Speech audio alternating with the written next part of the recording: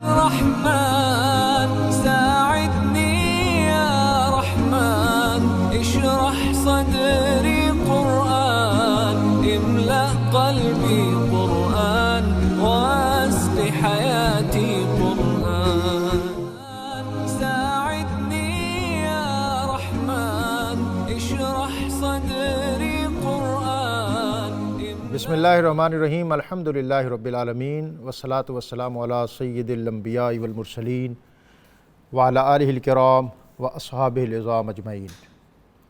ماہ رمضان المبارک کے ان سعید لمحوں میں نور قرآن کی بابرکت ٹرانسمیشن کے ساتھ آپ کا میزبان طاہر بخاری آپ سے مخاطب ہے۔ اللہ رب العزت کے فضل و احسان اور نبی اکرم رسول محتشم صلی اللہ علیہ وسلم کی نگاہ عنایت سے آج ہم 14ویں پارے کے مضامین سے اکتساب فیض کی طرف بڑھ رہے ہیں۔ ناظرین، حضرت داتا گنج بخش کشف المحجوب میں صوفیہ متاخرین کا ذکر کرتے ہوئے ابو سعید فضل بن محمد کا تذکرہ کرتے ہیں۔ آپ فرماتے ہیں کہ وہ جمال طریقت اور اولیاء کے امام تھے۔ آپ لکھتے ہیں کہ ایک دن وہ نیشا پور سے توس جا رہے تھے کہ راستہ بہت دشوار تھا، سردی شدید تھی اور ان کے موزے پھٹے ہوئے تھے۔ ان کا خادم جو ساتھ تھا وہ کہتا ہے کہ میرے دل میں خیال آیا کہ میں نے کمر پر جو پٹکا باندھا ہوا ہے اس کے 2 ٹکڑے کروں اور آپ کے قدموں پہ لپیٹ دوں۔ لیکن وہ خادم کہتا ہے کہ مجھے دوسرا خیال یہ آیا کہ میرا کمر بند یعنی میرا جو پٹکا ہے اس کا کپڑا بہت قیمتی ہے، اس کو 2 ٹکڑے کرنے سے یہ ضائع ہو جائے گا۔ بہرحال اسی کشمکش میں توس پہنچ گئے۔ وہ خادم کہتا ہے کہ کچھ دن گزرے تو میں نے ایک دن سوال کیا کہ حضرت الہام اور وسواس شیطانی میں کیا فرق ہے؟ تو حضرت فرماتے ہیں کہ سنو، وہ جو تمہارے دل میں پہلا خیال آیا تھا کہ اپنی کمر بند کو کھول کر اس کے 2 ٹکڑے کر کے ابو سعید کے قدموں پہ لپیٹ دوں، یہ الہام تھا، اور جو تجھے یہ خیال آیا کہ اس سے میرا قیمتی کپڑا اور پٹکا ضائع ہو جائے گا، یہ وسواس شیطانی تھا۔ ناظرین، ہماری روزمرہ زندگی میں بہت سے نیک خیالات اللہ تعالی ہمیں عطا کرتا ہے، لیکن کہیں وقت کے ضیاع کے اور کہیں جیب کے خالی ہو جانے کے سبب ہم ان نیک کاموں سے اعراض برتتے ہیں۔ نبی اکرم رسول محتشم صلی اللہ علیہ وآلہ وسلم نے اس ماہ مبارک کے حوالے سے ہمیں جو تاکید بطور خاص عنایت فرمائی وہ یہ ہے کہ اپنے طاقت اور توانائی کو مجتمع کرتے ہوئے اللہ کے راستے کی طرف بڑھیں۔ محض توفیق طلب کرنا اور کوشش سے اعراض کرنا یہ ہمارے اسلاف کا طریقہ نہیں ہے۔ حضرت اقبال سے کسی نے پوچھا تھا کہ کیا تم بھی یہ خیال کرتے ہو کہ نبی اکرم صلی اللہ علیہ وسلم یعنی تمہارے پروفٹ پر قرآن وحی کے ذریعے نازل ہوتا تھا؟ تو اقبال نے کہا تھا کہ مجھ پر جب شعر نازل ہوتا ہے تو میں وحی کی کیفیت کو محسوس کرتا ہوں، تم میرے رسول کی بات کرتے ہو۔ فَأَوْحَيْنَا إِلَىٰ رَبِّكَ إِلَى النَّحْلِ۔ آج ہم سورہ نحل کے مضامین پر بھی بات کریں گے اور سورہ ہجر اس کے مضامین جو ہیں وہ بھی آج ہمارے سامنے ہوں گے۔ آج ہمارا پینل ہمیشہ کی طرح بہت معتبر اور بہت محترم۔ اس سے قبل کہ میں ان کا تعارف کرواؤں، آج کا اسم مبارک المعز، بہت عزت دینے والا، یہ اسم جمالی ہے۔ اس کی خاص برکت یہ ہے کہ اس کا ورد کرنے والا اپنے بھائیوں کے لیے، مسلمانوں کے لیے عزت اور کمال کا باعث ہوتا ہے۔ ناظرین، ہمارے مہمانوں میں سے ہمارے پہلے مہمان مفتی محمد طاہر تبسم صاحب، السلام علیکم۔ وعلیکم السلام ورحمۃ اللہ وبرکاتہ۔ آپ آ گئے تو رونق کا شانہ ہو گئی۔ جزاک اللہ خیر، بہت شکریہ۔ آپ کی نیند کا چونکہ بہت تذکرہ ہے کہ ہم کہاں پیارے ہیں، ہاں نیند تمہیں پیاری ہے، تو اس لیے ہم آپ کے پیار پر نیند قربان کر دی۔ مہربانی آپ کی۔ اور ہمارے دوسرے مہمان مفتی محمد رمضان سیالوی صاحب، السلام علیکم۔ وعلیکم السلام۔ حضرت داتا گنج بخش رحمۃ اللہ علیہ کی عظیم الشان مسجد کے خطیب محترم، آپ کو پروگرام میں بہت زیادہ خوش آمدید۔ اور آج ہمارے حمد خواہ ہیں حافظ نعیم ناصر چشتی، السلام علیکم۔ وعلیکم۔ آپ کو بھی پروگرام میں خوش آمدید۔ مفتی صاحب، آج کے جو مضامین ہیں وہ بہت متنوع اور گزشتہ جو صورتیں ہیں، کل ہم نے سورہ یوسف کا تذکرہ کیا اور اس سے پہلے سورہ ہود اور سورہ یونس، اسی تسلسل میں آج کے مضامین جو ہیں وہ بھی آگے بڑھ رہے ہیں۔ اور اس میں بطور خاص جو آیت نمبر 24 سے 35 تک تخلیق انسانیت اور حضرت آدم اور ابلیس کا واقعہ، اور اس میں جو تفصیلات ہیں وہ ہمارے لیے کیا معرف رکھتی ہیں، کیا اسباق ہیں اس میں ہمارے لیے؟ حامدہ و مصلیہ اما بعد فاعوذ باللہ من الشیطان الرجیم بسم اللہ الرحمن الرحیم۔ بہت شکریہ ڈاکٹر صاحب آپ کی محبت کا، اور بہت مبارک آپ کو، آپ کے پروگرام کی رپورٹ الحمدللہ بہت اچھی۔ آپ کو بھی مبارک اس لیے کہ اس کی ترتیب اور تشکیل میں کچھ حصہ یا کافی حصہ آپ کا بھی ہے۔ اللہ قبول فرمائے اور آپ کو سلامت رکھے۔ یہ جو واقعہ ہے تخلیق آدم علی نبینا و علیہ الصلوۃ والسلام کا، اور پھر ملائکہ کو جو سجدے کا حکم ہوا اور ملائکہ نے سجدہ کیا اور ابلیس جو ہے وہ اکڑ گیا، اس نے سرکشی کی انکار کیا، یہ قرآن پاک میں متعدد مقامات پر بیان ہوا۔ اس کی جزیات اور تفاصیل مختلف جگہ پر مختلف جملوں اور مختلف پیرایوں میں بیان کی گئی، لیکن جو اس کا مین سبق ہے، جو پیغام ہے ہمارے لیے اس واقعہ کے اندر، اور جس وجہ سے یہ بار بار دہرایا گیا، قرآن پاک میں اس کو محفوظ بھی کیا گیا اور پھر ریپیٹ کیا گیا، وہ میں سمجھتا ہوں چند اسباق ہیں، جن میں سے پہلا سبق یہ ہے کہ عبودیت کا تقاضا ہے غیر مشروط اطاعت۔ سبحان اللہ، سبحان اللہ۔ جب آپ نے کسی کو اپنا معبود مان لیا اور اپنے آپ کو عبد تسلیم کر لیا، جب اپنے آپ کو مخلوق ماننا اور کسی کو اپنا خالق و مالک مان لیا، تو اس کا مطلب یہ ہے کہ اس کے آرڈر کے سامنے سرنڈر کرنا یہ عبودیت کا اولین تقاضا ہے۔ سبحان اللہ۔ اگر آپ اس کے اندر پس و پیش کریں، حیل و حجت کریں اور راہ فرار اختیار کرنے کی کوشش کریں، تو پھر نتیجہ اور انجام وہ ہوتا ہے جو ابلیس کا ہوا۔ اللہ۔ اب جب اللہ تبارک و تعالیٰ نے حکم دیا حضرت آدم علیہ السلام کی تخلیق کے بعد، اس جدول آدم ملائکہ کو حکم ہوا، اور صفِ ملائکہ میں ابلیس بھی تھا، تو ملائکہ نے یہ نہیں دیکھا کہ ہمیں جھکایا کس کے سامنے جا رہا ہے، یہ دیکھا کہ آرڈر کس کا ہے، حکم کس کا ہے۔ جبکہ ابلیس کی نظر حضرت آدم علیہ السلام پر تو گئی، اسی لیے اس نے جسٹیفیکیشن دی، کہا جی کہ میں آگ سے بنا ہوں اور یہ مٹی سے بنے ہیں، اور آگ کا کام اوپر جانا اور مٹی کا کام نیچے آنا ہے، تو آگ سے تخلیق ہونے والی مخلوق مٹی سے پیدا ہونے والی مخلوق کے سامنے کس طرح جھک سکتی ہے؟ تو یہ اس کا جو اس کی لاجک تھی، یہ اس وجہ سے تھی کہ وہ آدم علیہ السلام کو دیکھ رہا تھا، جبکہ حکم دینے والے خالق کائنات کو نہیں دیکھ رہا تھا۔ دوسری بات یہ ہے، اس سے سبق یہ ہے کہ تکبر جو ہے، تکبر وہ انسان کو ذلیل و رسوا کرتا ہے۔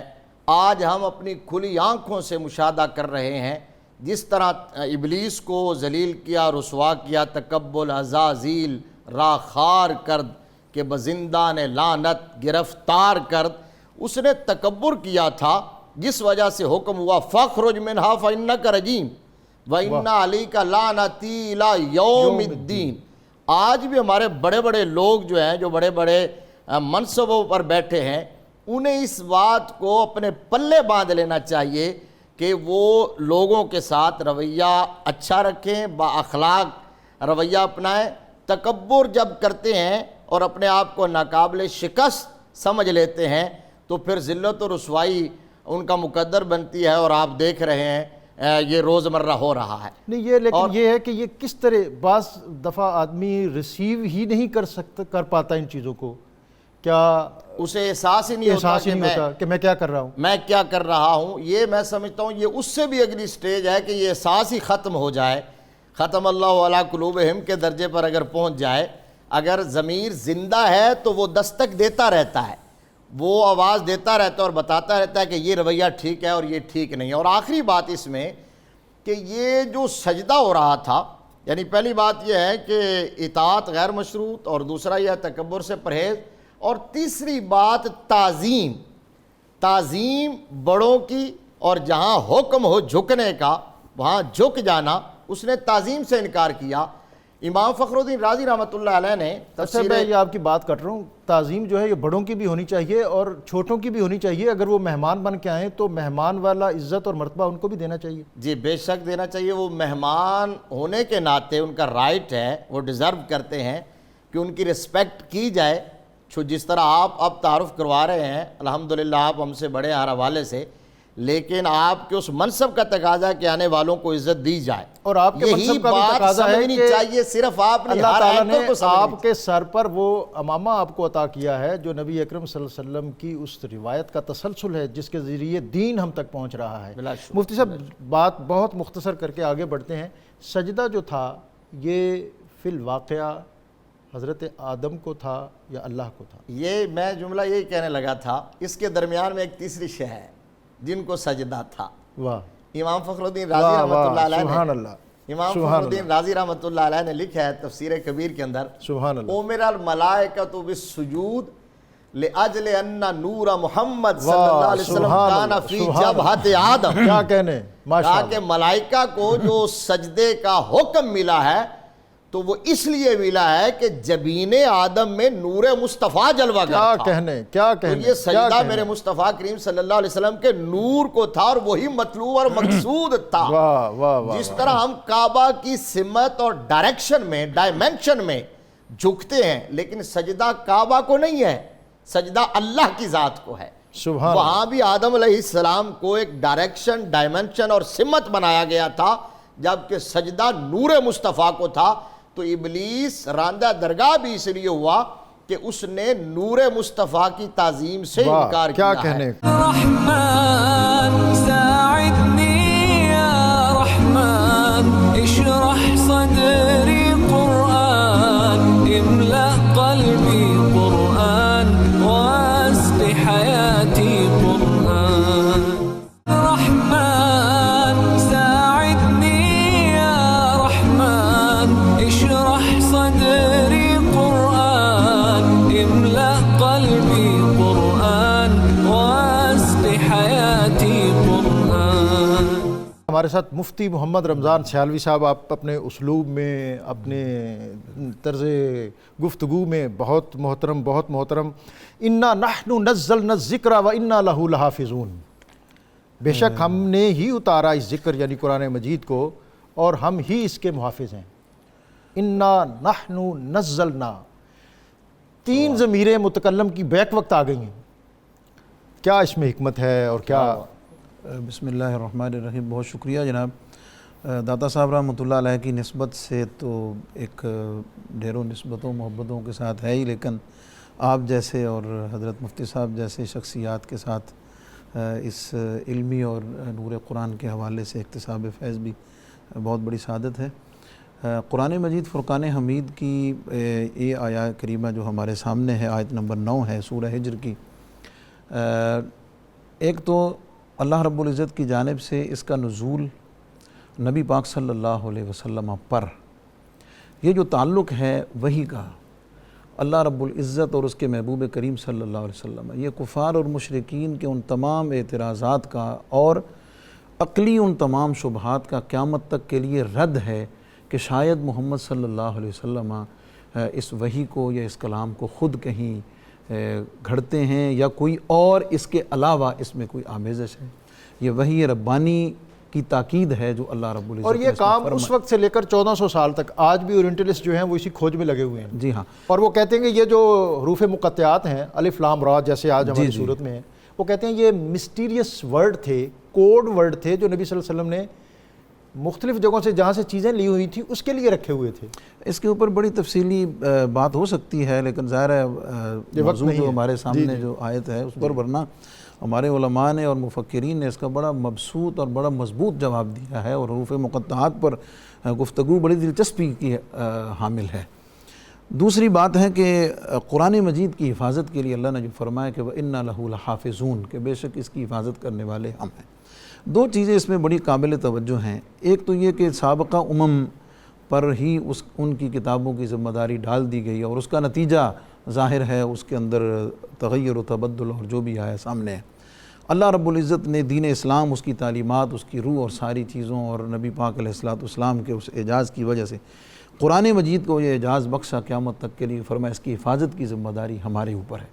اچھا، غور طلب بات یہ ہے کہ فعل اللہ رب العزت فرما رہا ہے کہ ہم حفاظت کرنے والے ہیں، لیکن باقی امور کی طرح ظاہر ہے یہ بندوں سے ہی لینا ہے نا، ان خوش نصیب سینوں کو ان اذہان کو منتخب کرنا ہے کہ جو اس حفاظت قرآن کے متحمل ہوں۔ ماشاءاللہ۔ مختصر یہ کہ حفاظت قرآن کے 3 طریقے نبی علیہ السلام نے خود اپنی حیات مبارکہ میں رائج فرمائے، اور وہ قیامت تک کے لیے محفوظ اور غیر متبدل ہیں۔ سب سے پہلی بات تو یہ کہ نبی کریم علیہ السلام نے اس کی حفاظت کے سلسلے میں اپنی نگرانی میں اس کی کتابت کا اہتمام فرمایا، سبحان اللہ۔ اور اس کی کتابت کے جو اجازات ہیں قرآن مجید کی کتابت کے، جس کے لیے خاص لفظ رسم الخط کا استعمال ہوتا ہے، ایک مکمل علم ہے جس کا تعلق قرآن مجید کے حروف کی لکھائی کے ساتھ ہے، اور اس میں کہاں اس کو انما، قرآن مجید میں ایک لفظ پڑھنے میں اس کی جو تلفظ ہے وہ ایک ہے، لیکن ایک مقام ایسا ہے کہ جہاں پر اس کو انا کو الگ اور ما کو الگ لکھا گیا ہے، باقی پورے قرآن میں انما اکٹھا لکھا ہے۔ سبحان اللہ۔ تو علماء کا اس پر اتفاق ہے کہ جہاں وہ الگ ہے وہاں الگ لکھنا ہی اس کا تقاضا ہے، واہ۔ اور جہاں اکٹھا، اسی طرح بہت ساری اس کی اور مثالیں۔ ایک تو حضور علیہ السلام نے اس کی کتابت کا اہتمام، کاتبین وحی حضور نے مقرر فرمایا، اور اس میں ایک روایت میں یہ ہے کہ حضور علیہ السلام ان حروف کی بناوٹ کی بھی تعلیم سرکار دو جہاں صلی اللہ علیہ وسلم خود فرماتے تھے، اس لفظ کو، اس اترنے والی آیت کو فلاں جگہ فلاں صورت میں فلاں آیت کے بعد فلاں جگہ۔ اور کمال و لطف یہ ہے، اعجاز کی بات یہ ہے کہ ترتیب نزولی اور ہے اور ترتیب تلاوت اور ہے، بیک وقت اس کی جو لکھائی کی ترتیب ہے نزول کی وہ الگ چل رہی ہے، اور سینوں میں اس کی حفاظت کی ترتیب نبی علیہ السلام کی تعلیم سے الگ چل رہی ہے، سبحان اور اللہ۔ وہ دونوں بالکل الگ ہیں۔ یعنی میں یہ سمجھ رہا ہوں کہ شاید جو ترتیب نزولی ہے یہ بھی کہیں محفوظ کی گئی؟ یقیناً اس کی مطلب ترتیب نزولی اصل میں اس کی تو ترتیب، یعنی ہمارے سامنے یہ تو ہے، یہ ترتیب تلاوت ہے، جی ہاں، اور ترتیب نزولی پہ یہ ہمارے جو ولیم میئر وغیرہ ہیں انہوں نے بہت کام کیا ہے، اور وہ کہتے تھے کہ ہم یہ جاننا چاہتے ہیں کہ وہ جو عرب کے بدو تھے وہ دنیا کے امام اور سالار کیسے بن گئے، اور بنیادی طور پر وہ کہتے ہیں کہ یہ جو قرآن کا تدریجی نزول ہے، ہم اس کو جانیں کہ کس طرح اس نے انقلاب کے وہ زینے اور بنیادیں فراہم کی۔ یہ تو ایک بحر عمیق ہے، اور اس سبحان پر اللہ۔ مطلب ہے جتنی بات کی جائے اتنی کم اچھا، ہے۔ میں ایک بات اور آپ سے رہنمائی چاہتا ہوں کہ یہ جو ذمہ ہے یا آرڈر ہے اللہ تعالیٰ کا، یہ صرف قرآن پاک کے لیے تھا؟ اس سے پہلی جو کتابیں ہیں وہ اس انداز میں محفوظ نہ ہو سکیں آج تک، کہیں انجیل کا، توریت کا، زبور کا، یا دوسری جو اوسطیٰ ہے یا اور جو دیگر مصحف ہیں؟ ڈاکٹر صاحب، بات یہ ہے کہ باقی کتابوں کا حال تو یہ ہے کہ خود ان کے پڑھنے لکھنے والے اس بات کو ایکسیپٹ کرتے ہیں کہ ان کی کتابیں خود ان کے نبی کی موجودگی میں لکھی نہیں گئیں، بلکہ ان کے بعد انہوں نے خود اپنے الفاظ میں ان کو ترتیب دیا ہے، اور ان کو لکھی لکھائی مل گئی، نازل ہو گئی۔ جب ان پر، یعنی اس کا تاریخی پس منظر یہ ہے کہ ان پر ان کے نبی نے، ان کے رسول نے جو پڑھ کر سنائی اور عمل کی جو ترغیب دی، ظاہر ہے وہ تو بغیر کسی تبدیلی کے، وہ تو وحی من اللہ تھی، ان پر پہنچی گئی، لیکن اس کی جو آگے اس کو حفاظت کرنا ہے یا اس کو محفوظ کرنا ہے، اس کو لکھنا ہے کتابی شکل میں، یہ ان انبیاء کے اٹھائے جانے کے بعد اس قوم نے خود کیا۔ اچھا، یہ بڑی دلچسپ بات ہے کہ قرآن پاک کو سینوں میں جس طرح محفوظ کیا گیا، اگر خدا نخواستہ یہ جو مصحف ہے یہ کہیں اوجھل بھی ہو جائے تو لاکھوں کی تعداد میں حفاظ ایسے ہیں کہ جو الحمد سے لے کر والناس تک کھڑے ہو کر پورا قرآن پاک سنا دیں گے۔ جی، میں اسی طرف آ رہا ہوں۔ ایک حفاظت قرآن کی صورت تو اس کی کتابت ہوئی، دوسری حفاظت قرآن کی صورت اس کے حفظ ہے، جس کی طرف آپ اشارہ فرمائیں۔ سبحان اللہ۔ وہ یہ ہے کہ اللہ رب العزت نے اس کتابی شکل میں لکھے ہوئے کو بغیر کسی تبدیلی کے ان تمام اس پوری روح کے ساتھ اللہ تعالیٰ نے لاکھوں کروڑوں سینوں کو منتخب فرمایا ہوا ہے، جو بغیر کسی زبر زیر پیش اور نقطے کی تبدیلی کے اپنے سینوں میں محفوظ کیے ہوئے ہیں، اور یہ قرآن مجید کا ایک ایسا معجزہ ہے کہ دنیا میں اس کی کوئی مثال حفظ کے حوالے سے دنیا میں نہیں دی جا سکتی۔ ملی۔ اور تیسری حفاظت قرآن کی صورت جو ہے وہ اس کی قرات ہے، یعنی اس کے حروف کی ادائیگی ہے، کہ اس کے حروف کی ادائیگی میں علماء نے، اور خاص طور پر جو فن تجوید و قرات ہے جس کا تعلق ہی حسن صوت اور حسن ادا کے ساتھ ہے، سبحان اللہ، کہ جس نے حروف کی تمیز اور حروف کی پہچان کا ایک ایسا جہان آباد کیا ہوا ہے کہ جس کے اوپر بات کی جائے تو وہ حضور کے صحابہ اعظام حضرت زید بن ثابت ہوں، حضرت ابی بن کعب ہوں، یا اس کے بعد سبع قراء ہوں، یا ہر زمانے کے قراء ہوں، انہوں نے جو زندگی اپنی وقف کر دی ہے، تو وہ اس کی کتابت کی صورت میں بھی حفاظت حفاظت ہوئی، اس کے حفظ کی صورت میں حفاظت ہوئی، اور جو ان دونوں چیزوں میں شامل ہے وہ اس کی حسن ادا، حسن صوت اور تلفظ کی ادائیگی کے ساتھ ہے، اور وہ پوری روئے زمین پر پھیلے ہوئے خوش نصیب انسان جو ہیں اللہ ان کو منتخب فرماتا ہے، ان کے سینوں کو، اذہان کو، اور وہ حفاظت قرآن کی اس سعادت کو ہمیشہ کے لیے سمجھ لیتے ہیں۔ جی حضرت، آپ اگر اس میں کچھ اضافہ فرمانا چاہیں تو، اور دوسرا یہ کہ جو سورہ ہجر کی آیت 36 سے 42 تک، جس میں شیطان کی مہلت اور پھر اس کی تدابیر اور مختلف ہیلوں سے وہ جو اللہ کے بندوں کو اللہ کے راستے سے روکتا ہے، میں چاہوں گا کہ تھوڑی تفصیل آپ اس کی بھی عطا فرمائیں۔ اس کے اندر بہت بڑا عبرت کا سامان موجود ہے اور ہمارے لیے ایک راہ عمل بھی موجود ہے۔ جب ابلیس سراندہ درگاہ ہو گیا، نکالا گیا جنت سے، تو اس کے بعد وہاں سے نکلتے ہوئے یہ دھمکی دے کے آیا تھا، رب بما اغویتنی لأزینن لہم فی الارض ولأغوینہم اجمعین، یا اللہ تو نے مجھے نکال دیا، الگ کر دیا، میں اس کائنات کی زیب و زینت کو ایسا مزین کر کے پیش کروں گا لوگوں کے سامنے کہ کوئی تجھے ماننے والا نہیں رہے گا، تیرے راستے پر نہیں چلے گا۔ لیکن وہیں اپنی شکست کو اسی جملے میں تسلیم بھی کر کے آیا ہے کہ اللہ عبادک منہم المخلصین، واہ واہ، اور یہی لفظ ہے جو قابل غور ہے۔ واہ، ایک بات کی آیت میں اللہ تبارک و تعالیٰ نے پھر فرمایا کہ ان عبادی لیس لک علیہم سلطان، تو یہ دو لفظ، اس نے کہا عبادک اور اللہ نے فرمایا عبادی، تو یہ الفاظ بتا رہے ہیں کہ جو اللہ کا بندہ بن گیا، واہ، سبحان اللہ، جس نے یہ ایڈمٹ کر لیا کہ میں اسی کا بندہ ہوں، وہ اقبال نے کہا تھا کہ وہ ایک سجدہ جسے تو گناہ سمجھتا ہے، ہزار سجدوں سے دیتا ہے آدمی کو نجات، تو جو اللہ کے سامنے جھک جاتا ہے اسے پھر کسی اور کے سامنے جھکنے کی ضرورت نہیں پڑتی، چاہے کوئی عالم ہو، چاہے کوئی اسکالر ہو، بطور گیسٹ آئے، بطور مہمان آئے، جو اللہ کے سامنے جھک گیا اسے کسی اور کے سامنے جھکنے کی ضرورت نہیں ہے۔ سبحان اللہ۔ تو اللہ عبادک منہم المخلصین، ہمیں اس بات کی طرف توجہ دینے کی ضرورت ہے کہ شیطان کے حملوں سے، شیطان کے جال سے، شیطان کے ہتھ کنڈوں سے اگر کوئی چیز بچا سکتی ہے تو پہلی وہ نسبت ہے جو ہمارے رب کے ساتھ ہے، سبحان اللہ، اور دوسرا اس کے اندر مخلصین کا جو لفظ ہے، یہ جو اخلاص ہے نا، اخلاص کی دولت، یہ شیطان کے حملوں سے محفوظ کرتی ہے۔ وگرنہ میں یہاں بیٹھ کے ڈاکٹر صاحب جتنے مرضی لیکچر دیتا رہوں، بڑا میں مسجع مکفہ ہو کے آ جاؤں، بڑا بھاشن دوں لوگوں کو، لیکن میرے اندر اخلاص رتی بھر نہ ہو کہ میں لوگوں کو تسلیم ہی نہ کروں، لوگوں کو ایکسیپٹ نہ کروں، کسی کو انسان نہ سمجھوں، تو اس کا مطلب یہ ہے کہ اخلاص کی نعمت اور دولت سے میں محروم ہوں۔ یہ الگ سے عطا الہی ہے؟ بالکل، یہ اللہ کے فضل سے ملتی ہے، یہ اللہ کی عطا سے اخلاص کی دولت ملتی ہے۔ الا للہ الدین الخالص، اور دوسرے مقام پر فرمایا مخلصین لہ الدین، اور اسی کو للہیت کہتے ہیں۔ اور للہیت یا آپ کی نیت کی ڈائریکشن اور زاویے کی درستگی کہتے ہیں، اور تمام اعمال کی جو عمارت ہے وہ اگر تعمیر ہوتی ہے تو اسی نیت کی بنیاد پر تعمیر ہوتی ہے، جسے کہا گیا انما الاعمال بالنیات، اعمال کے اجر و ثواب کا دار و مدار نیتوں پر ہے۔ ادروائز آپ کے عمل پہاڑ کے برابر ہی کیوں نہ ہو، زمین کی ریت کے ذرات کے برابر ہی کیوں نہ ہو، اور اشجار کے اوراق کے برابر ہی کیوں نہ ہو، لیکن اگر آپ کی نیت کا زاویہ درست نہیں ہے تو وہ تمام کے تمام اٹھا کر لپیٹ کر آپ کے منہ پر مار دیے جائیں گے۔ اور اگر آپ کی نیت درست ہے، نیت کا زاویہ درست ہے، تو آپ انتل کا اخا کا بے وجہ تلق صدقہ، اگر آپ اپنے مسلمان بھائی کے ساتھ سمائلنگ فیس سے مل لیتے ہیں تو یہ بھی رب کی بارگاہ میں صدقہ لکھا جاتا ہے۔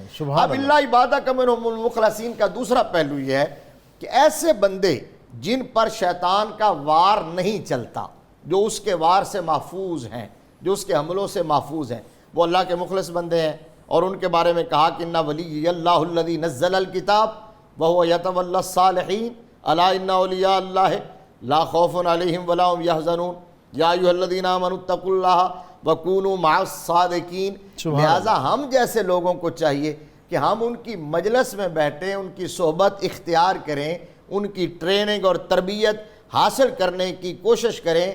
ہم بقلم خود سو کالڈ اسکالر بن کے اور مسلح بن کے اور محقق بن کے اور مفتی بن کے ساری دنیا کو رگیتے اور رونتے نہ رہیں.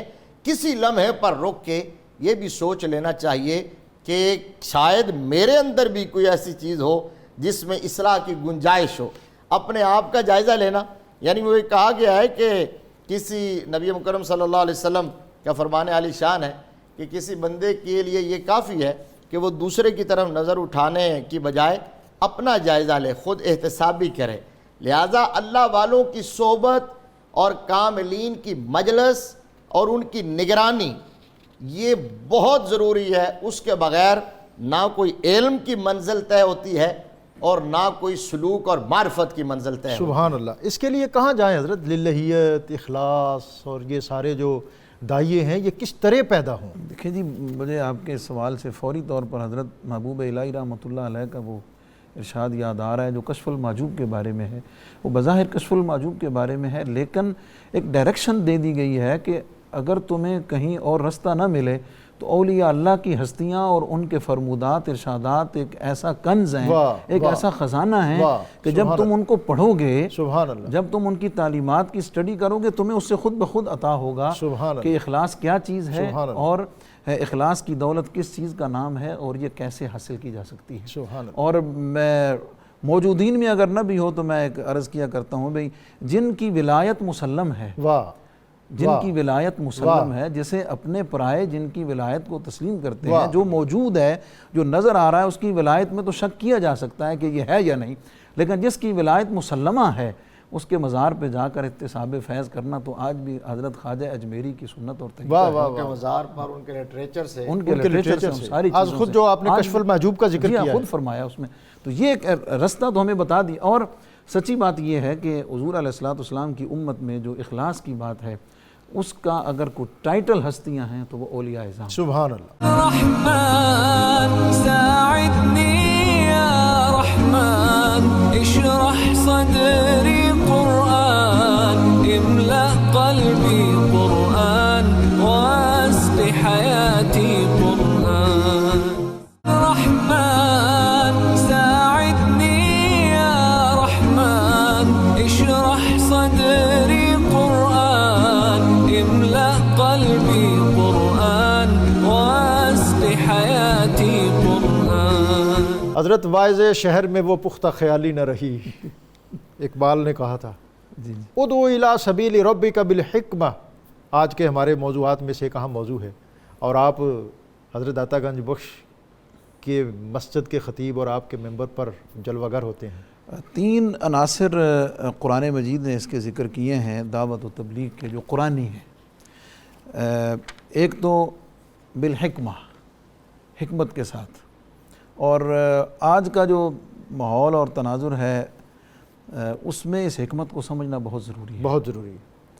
اور تبلیغ اور دعوت کے فریضے کو یعنی اس میں حکمت کو سامنے رکھتے ہوئے کہیں بھی حق گوئی اور جو صاف گوئی ہے اس میں کسی قسم کی لچک نہیں آنی چاہیے. یعنی مصلحت پسندی کا شکار نہیں ہونا چاہیے.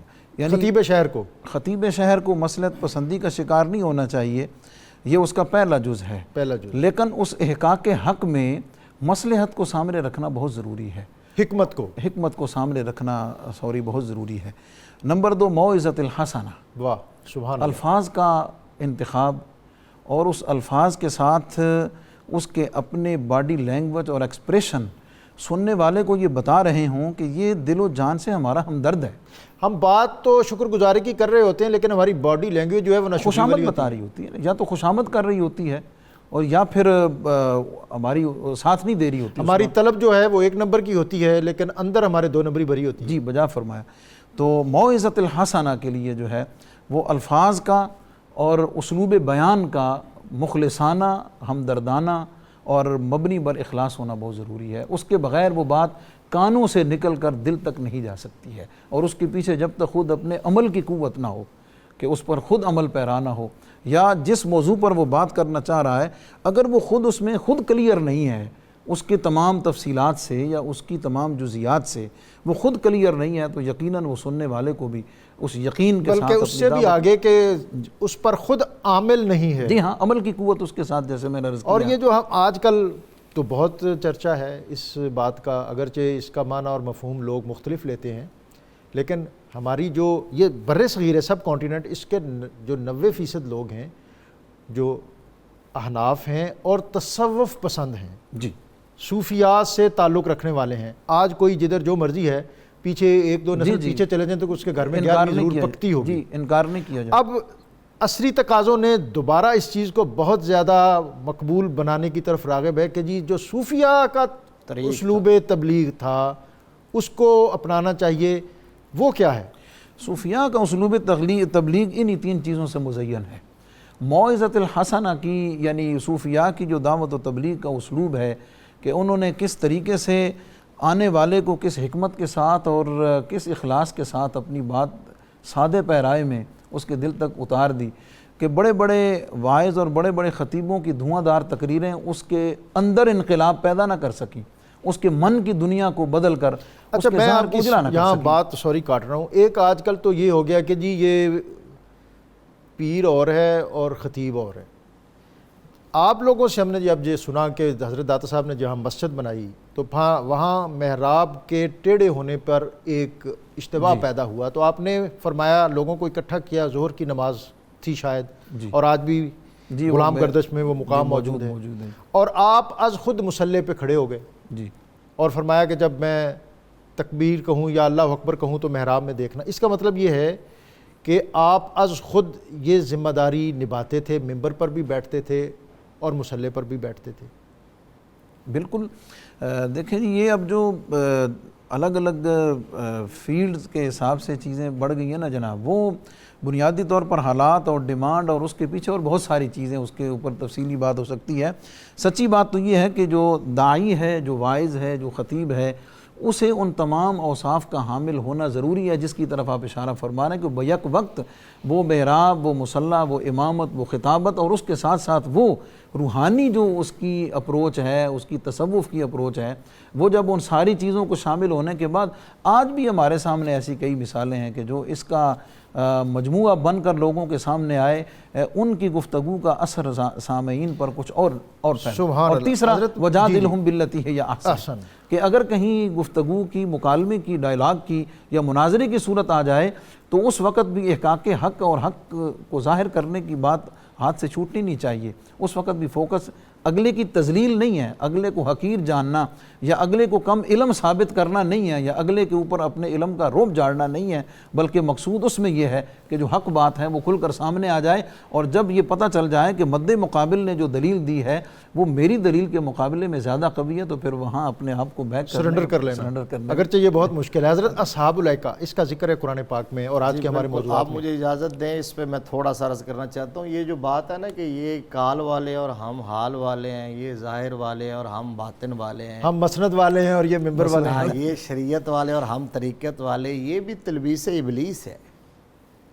اسلام کی کوئی آپ 1100 سال جو 11 صدیاں ہیں اس کے اندر یہ پارٹیشن نہیں تھی. اور قرآن پاک میں نبی مکرم صلی اللہ علیہ وسلم کی جو شان منصب دعائے خلیل اللہ کی روشنی میں ربنا وبعث فیہم رسولا منہم یتلو علیہم آیاتک ویعلمہم الکتاب والحکمہ ویزکی ہے. پھر سورہ جمعہ کی آیت نمبر 2 میں والذی بعث فی الامین رسولا منہم یتلو علیہم آیاتہ ویزکیہم ویعلمہم الکتاب والحکمہ. اور اسی طرح سورہ آل عمران میں لقد من اللہ علی المؤمنین اذ بعث فیہم رسولا منہم یتلو علیہم آیاتہ. اب ان آیات کی روشنی میں ڈاکٹر صاحب نبی مکرم صلی اللہ علیہ وسلم جہاں قرآن کی تلاوت کرواتے تھے، پڑھاتے تھے، کتاب و حکمت کی تعلیم دیتے تھے، وہیں تزکیہ نفس بھی فرمایا کرتے تھے. سید اعلی حضرت نے کہا یہ 4 لفظ شریعت، طریقت، معرفت اور حقیقت. فرمایا شریعت میرے آقا کے اقوال کا نام ہے، سبحان اللہ. طریقت میرے آقا کے افعال کا نام ہے، سبحان اللہ. حقیقت آقا کریم کے احوال کا نام ہے، اور معرفت نبی مکرم صلی اللہ علیہ وسلم کے علوم بے مثال کا نام ہے. سبحان اللہ. سبحان جو اپنے دور کا سب سے بڑا عالم ہوتا تھا وہی سب سے بڑا صوفی ہوا کرتا تھا. آپ نے صحیح مثال دی، حضور سبحان اللہ. میں بریک پہ جانا ہے لیکن وہ سوال میرا اپنی جی جگہ پہ بالکل، کھڑا ہے. اور صاحب اقبال نے یہ کہا تھا کہ پاسبان عزت ام الکتاب، بے شک بے حضرت شک، عطا صاحب کے بارے میں، کہ بے شک، پاسبان سبحان عزت ام الکتاب، اس سے بڑی از بات نگاہش خانہ باطل خراب، اور بندہائے کوہسار آساں گزیخ، در زمین ہند تخم سجدہ ریخ. سوال بریک سے واپس آئیں گے تو میں چاہوں گا کہ آپ اصحاب الایکہ والا سوال جو ہے انشاءاللہ. ناظرین جی اب وقت ہے ایک بریک کا. بریک سے واپس آئیں گے تو یہ گفتگو کا سلسلہ اسی طرح جاری رہے گا. اشرح صدري قرآن ساعدني يا رحمن اشرح صدري قرآن املأ قلبي قرآن واسق حياتي قرآن رحمن ساعدني يا رحمن اشرح صدري قرآن املأ قلبي قرآن واسق حياتي قرآن صدري قرآن املأ قلبي قرآن واسق. نور قرآن کے بابرکت سلسلہ گفتگو میں آپ کو ایک مرتبہ پھر خوش آمدید. آج کے موضوعات بہت دلچسپ اور بہت فکر انگیز. بریک پہ جانے سے قبل مفتی محمد طاہر تبسم صاحب آپ بات فرما رہے تھے. اصحاب الایکہ، ایکا جو ہے یہ ایک بستی کا نام ہے ڈاکٹر صاحب. حضرت شعیب علیہ السلام کی قوم جس بستی میں رہتی تھی اس کا نام ایکا ہے. اور دوسرا جس سورہ کے مضامین پہ بات کر رہے ہیں ہیجر بھی ایک بستی کا نام ہے. حضرت صالح علیہ السلام کی قوم جہاں رہتی تھی. ان دونوں بستیوں کا جو انجام ہوا اللہ تبارک و تعالیٰ نے ان الفاظ سے تعبیر کیا کہ فانتقمنا منہم. اللہ کا ایک اسم شریف ہے منتقم. فرمایا ہم نے ان کو ان کے کیے کا جو ہے وہ مزہ چکھا دیا. کیوں؟ اس لیے کہ انہوں نے اتنی شد و مد کے ساتھ اور اتنی ڈٹھائی کے ساتھ اپنے نبیوں کو جھٹلایا اور ان کی تعلیمات کا انکار کیا. تو اللہ تبارک و تعالیٰ نے انہیں عذاب میں مبتلا کر دیا اور تہ و بالا کر دیا. ان بستیوں کو عبرت کا نشان بنا دیا. عبرت کا نشان بنا دیا. جی مفتی صاحب. آج کی دونوں صورتیں ایک جانب جہاں اللہ رب العزت کی قدرت میں غور کرتے ہوئے وہ شاہد کی مکھی کی صورت میں ہو یا کائنات کی بڑی سے بڑی کسی چیز کی صورت میں ہو، عرفان ربانی کا رستہ دکھاتی ہے. وہاں درمیان میں انبیاء علیہ السلام کی اطاعت کا سبق دیتے ہوئے اسے پہنچاتی ہے لعمرک کے لفظ کے ساتھ نبی پاک علیہ السلام کی عمر مبارک کی قسم کھاتے ہوئے کہ اب اگر عرفان ربانی کا رستہ چاہیے تو پھر ہستی صرف وہی ہے کہ جو اعلان حیات کا تعلق پوری پر ہے نا جناب، ولادت سے وفات بظاہر جو ظاہری حیات ہے. تو فرمایا میرے محبوب کی زندگی تمہیں اپنی ولادت سے وفات ظاہری تک جہاں بھی دیکھو گے آئیڈیل بنا لو گے تو تمہیں میرا عرفان بھی مل جائے گا، دونوں جہانوں میں کامیاب. بہت شکریہ مفتی محمد رمضان سہلوی صاحب. میں آپ کا بہت زیادہ شکر گزار ہوں. مفتی محمد طاہر تبسم صاحب آپ کا بہت زیادہ شکریہ. ناظرین آج کا جو قرآنی وظیفہ ہے اس کو سماعت فرمائیں اور اس کو اپنے معمول کا حصہ بنائیں. سبحان اللہ و بحمدہ سبحان اللہ العظیم. ہر قسم کی آفت سے حفاظت کے لیے یہ عمل بہت مجرب ہے. جو شخص سبحان اللہ و بحمدہ سبحان اللہ العظیم کا ورد کرتا رہتا ہے وہ ہر قسم کی زمینی اور آسمانی آفات و بلیات سے محفوظ رہتا ہے. آج کے موضوعات بہت اہمیت کے حامل تھے. ان میں بطور خاص جو بات کہ اللہ تعالیٰ ان بستیوں کو ملیا میٹ کر دیتا ہے جہاں انصاف کا نظام قائم نہیں ہوتا، جہاں استحصالی نظام لوگوں کے حقوق سلب کر لیتا ہے. اور باب مدینۃ العلم حضرت علی المرتضیٰ نے فرمایا تھا کہ الملک یبقی مال کفر لا یبقی ما ظلم، کہ کوئی اسٹیٹ، ریاست، ادارہ کفر کی بنیاد پر تو قائم رہ سکتا ہے لیکن ظلم کی بنیاد پر قائم نہیں رہ سکتا. اسلام کا دیا ہوا قانون انصاف اور سماجی اور معاشرتی مساوات جو ہے اس کو اپنایا جانا وقت کی اہم ضرورت ہے. میں بار دیگر اپنے مہمانوں کا شکریہ ادا کرتے ہوئے حافظ نعیم ناصر چشتی ان کا بھی پیش کی شکریہ اور آپ سے درخواست گزار ہوں کہ اللہ رب العزت کی بارگاہ میں حمد کا نذرانہ پیش کریں. ہر ایک لمحے کے اندر قیام تیرا ہے، زمانہ ہم جسے کہتے ہیں نام تیرا ہے، زمانہ ہم جسے کہتے ہیں نام تیرا ہے، تیری ثنا میں ہے مصروف بے زبانی بھی، تیری ثنا میں ہے مصروف بے زبانی بھی، سکوت وقت کے لب پہ کلام تیرا ہے، سکوت وقت کے لب پہ کلام تیرا ہے، ورائے اول آخر ہے تو میرے مولا، ورائے اول آخر ہے تو میرے مولا، نہ ابتدا نہ کوئی اختتام تیرا ہے، نہ ابتدا نہ کوئی اختتام تیرا ہے، بہت قریب ہے فطرت سے روح انسانی،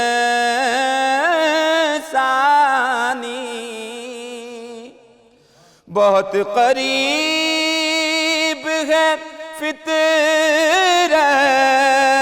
سے روح انسانی، ہر ایک نظام سے بڑھ کر نظام تیرا ہے،